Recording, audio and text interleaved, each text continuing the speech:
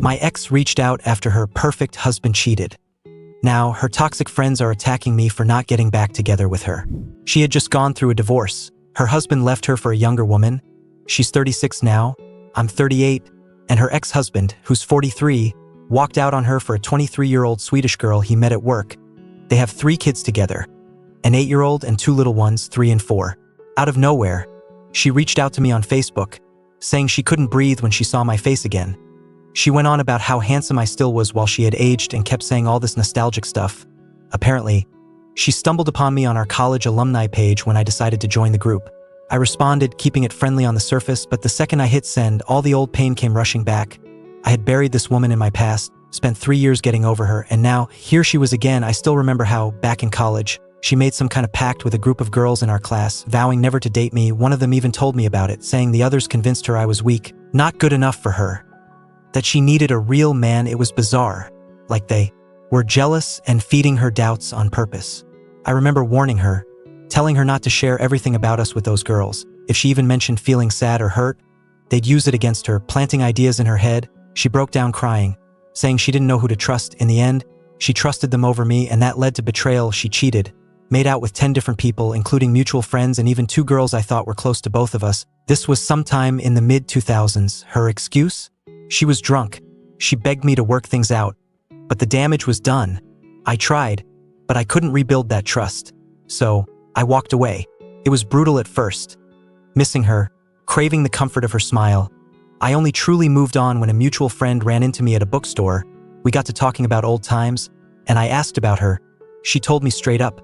She had moved on from me in a heartbeat, never asked about me, never missed me. Meanwhile, she was dating left and right, even with some of our mutual friends. The worst part?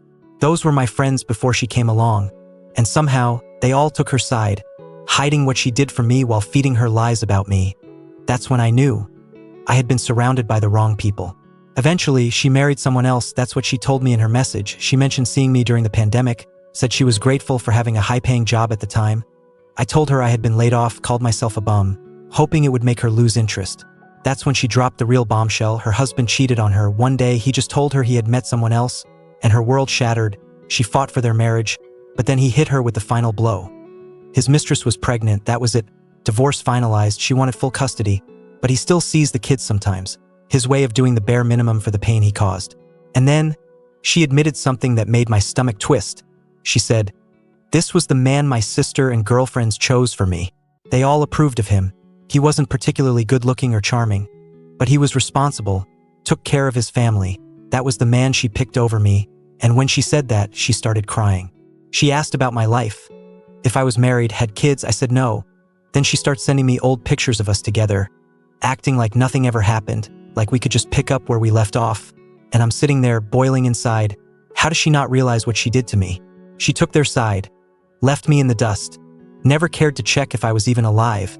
And now that she's lost her looks, her husband used her and threw her away, she suddenly wants to reconnect? I stayed calm.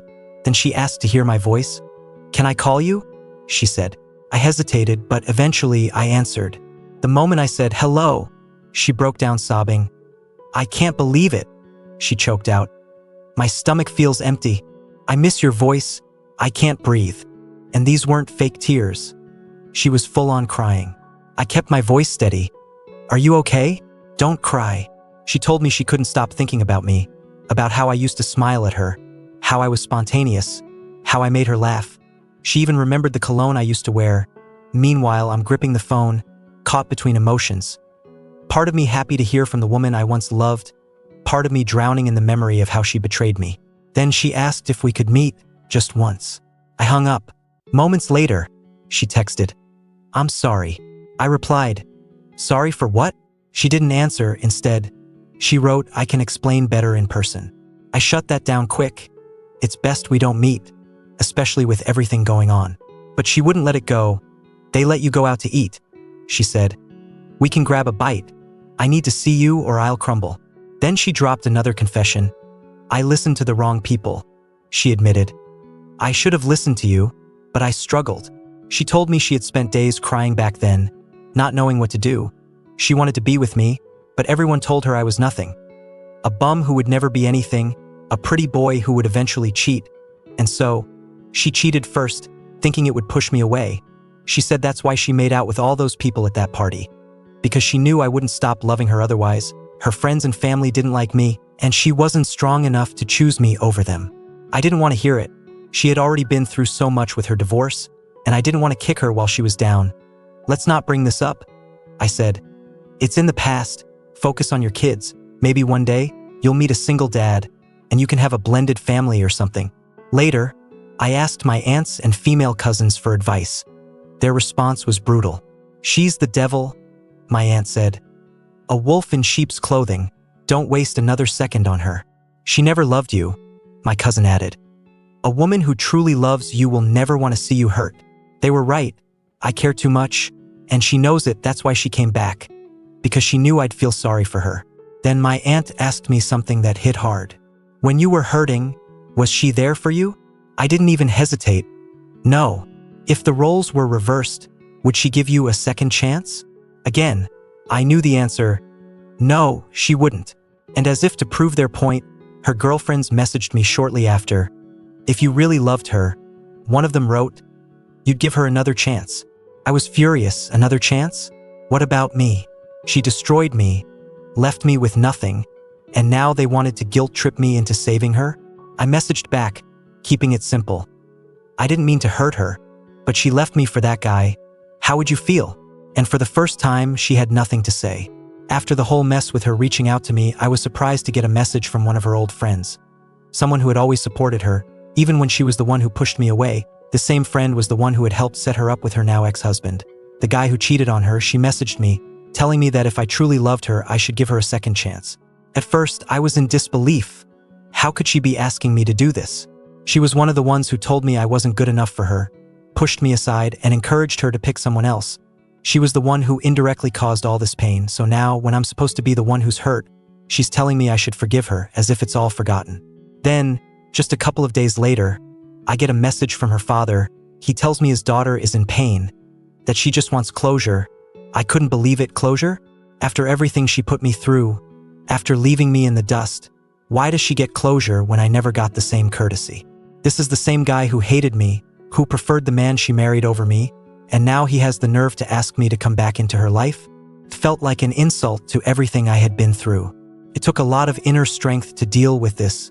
The situation was beyond complicated. Despite everything, I still decided to meet her. I made a huge mistake by engaging with her messages, letting her call me, and eventually agreeing to meet up. I had to make sure I stayed calm. When I saw her waiting outside the restaurant, I couldn't help but notice how different she looked. Older, more weighed down by life. She ran up to me, crying, and hugged me, but I didn't hug her back. I couldn't. My arms just hung at my sides.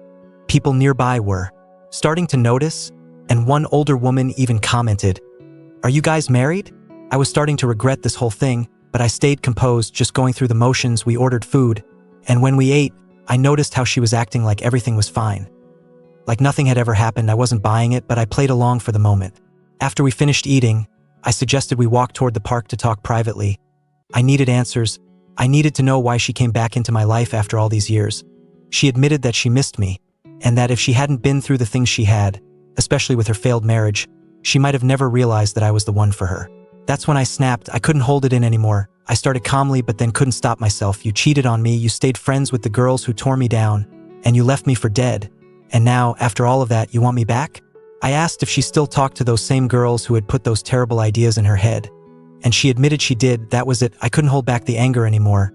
I asked her, what makes you think I would want you back after all of that? You betrayed me, chose them over me, and still talk to them as if I never mattered. You had kids with another man, and I'm supposed to be okay with this? She cried harder, but I couldn't find it in me to feel sorry for her. I yelled, "You moved on from me so fast. I found out you were dating guys I hated. You didn't even ask about me." I reminded her of how she'd moved on so easily, showing me how she never shed a tear after she left. And then she hit me with it. "I'm sorry. I beat myself up every day for what I did to you. I don't know how to make it right." But I didn't believe her. I knew the truth, and I wasn't going to fall for the lies anymore. Just then, her sister called. She had to leave because she was babysitting and needed to go to work. So our meeting was cut short. I walked her to her car, and she tried to hug me again. I told her no. She fought me on it, insisting that I let her hug me. And eventually, I did. She smelled my neck, telling me how much she missed my scent, my cologne, everything. After I got home, she sent me a text, saying she wouldn't stop fighting for me. It's exhausting. I don't know what she expects from me. Her whole life has been a series of decisions that left me behind. And now, after everything, she thinks she can just waltz back in and make me believe that we could ever have a future again. I'm struggling with whether or not I should just cut this all off or try to make sense of what happened between us. What do you think? How should I move forward with this? She had asked me, "What do you get from this? What's so special?" Well, I had given myself to others, but I never felt what I did with her. I fought it, listened to everyone else's advice, chose against her, and paid dearly for it. Now she's saying that I deserve to start fresh with a younger woman, that she's just trying to prove herself to me. She wouldn't stop fighting for me, but she understood if I couldn't forgive her. That was the last message she sent. I didn't reply. I stopped talking to her after that. She kept sending me messages on Facebook for a while, but eventually stopped. Then, just before Christmas, she reached out again. First with a text, then a voicemail. Asking about my plans for Christmas and New Year's Eve, she sent me a quote about forgiveness, about how everyone matures at different rates. The story was clearly meant to hint at her own growth, about realizing the person she hurt was the one she should have been with. Still, I didn't respond. After Christmas, her friend messaged me on Facebook, calling me a pathetic excuse for a man. She said I was a coward for not forgiving her, weak for not moving on. She told me I should never have hurt a woman like that. Then she accused me of being shallow, saying that now that my ex was single and not as attractive, it proved that I only cared about her looks. I was disgusted, but decided to reply. I told her that my ex cheated on me, abandoned me, had kids with another man, the same one her friend helped her get together with. And yet, here she was blaming me. Her friend didn't bother responding, just sent the talk to the hand emoji and said, "You lose her. It's 2021. Women deserve better. Bye-bye." When I called out her involvement in my ex's relationship and how she'd encouraged it, her friend had nothing to say. That's when I realized how toxic her circle was. My ex had been naive, torn between other people's opinions. It's sad how some women let their controlling friends dictate their choices. I blocked the friend, but she still managed to message me again from another account. I ignored her, but the nerve of it all was shocking. My ex's friend accused me of being cruel, saying it would be the first New Year's Eve my ex would spend alone. It felt like she was trying to manipulate me, like somehow I should feel guilty for not giving in to her friend's guilt trips. I realized that this friend, the same one who had told my ex I was no good and deserved better, had also helped set her up with a man who ended up cheating on her. Now, this friend was attacking me again, trying to paint me as the villain to protect herself from facing the truth. I ignored the friend's attempts to guilt trip me, but I'm sure she was just trying to save face. It seems like the same toxic pattern. This friend, who was so sure I wasn't good enough, ended up orchestrating my ex's failed marriage. Now, she was trying to paint me as the bad guy after all these years. I started seeing through her manipulations, and I wonder if she's a sociopath or a psychopath. It's mind-boggling how some people can be so detached from responsibility and refuse to see their own wrongdoings. She had said all these things about me to other people, and it was hard to believe. She painted me as a terrible person. But when I logged into my phone and showed him an email she sent me before, he was shocked. Just like I was. The email said I was a drunk loser who had no time for her and was a complete failure. He had known of me, but she had told him I was just a friend from school. I admit, part of the reason I haven't blocked her is that I know she's watching me. It's hurting her inside.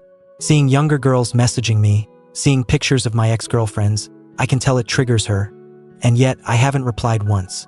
When I saw her in person, she was no longer the glowing young woman I remembered. She kept complimenting me, saying how handsome I looked and how she felt ugly around me. She wasn't getting the attention she used to, and she seemed like a weakened dog desperate for affection. But I guess it was karma. I was gentle with her. I didn't yell or lash out. I haven't responded to a single text or voicemail since. It was likely hard for her when I responded to my former coworker, who's gorgeous, telling her, "Hey, what's up, cutie? Haven't heard from you in ages." She's 27, but she calls me an old man. She said she was moving back to California and wanted to meet up. I think when I responded, my ex read it, and it probably triggered jealousy or hurt in her. Then she probably did what she always does. Cry to her sisters or friends. I feel bad for her. She's indecisive, and I don't hold hatred or malice toward her. Other guys might have wanted revenge, but I've moved on. The only thing left are painful memories. Back in college, whenever we disagreed, she would run off, cry, and call her sister or friends. They'd tell her exactly what she wanted to hear, like it wasn't her fault. She couldn't handle guilt or being wrong. I remember her telling me that her sister gave her an ultimatum about me, And the crazy thing was, when we were together, she told me that her friends thought I was weak, that I would likely cheat on her. They judged me because I didn't shake a girl's hand the right way, because I was on the football team, and because they thought I was a pretty boy. But here's the twist. The guy her friends eventually pushed her toward, the one they thought was a better option, turned out to be the one who cheated on her. It was ironic, to say the least. She surrounded herself with toxic, insecure women who were constantly jealous of anything she had that they didn't, according to a female friend of mine. These kinds of women get jealous of their friends when they find a charming or attractive man, and they use subtle manipulation to keep their friends feeling insecure. My ex's friends weren't good-looking, and they had either ugly boyfriends or no one at all. Meanwhile, she had an ex-husband who wasn't charismatic or good-looking. But I wasn't. Being shallow when I said this, it was simply the truth, and even one of her friends told me this. The way her friends influenced her was unhealthy. They all told her I was just a pretty boy and that I'd end up cheating. But they didn't stop to realize that it was the homely husband they had pushed her toward who was the one to cheat. It was clear how their own insecurities were at play.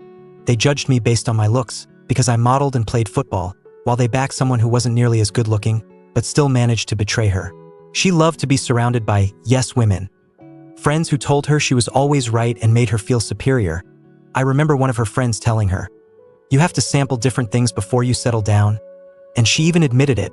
They cried when my friend told them how much she was still in love with me and couldn't stop thinking about me. Her fat friend, one of the worst frenemies, cried and said, "But you won't spend any more time with us." Her sister, the same one who pushed her to give me an ultimatum, also had a hand in all this, and her father, who was in the military, had strong ideas about how men should act, saying things like, "A man should open doors for a woman."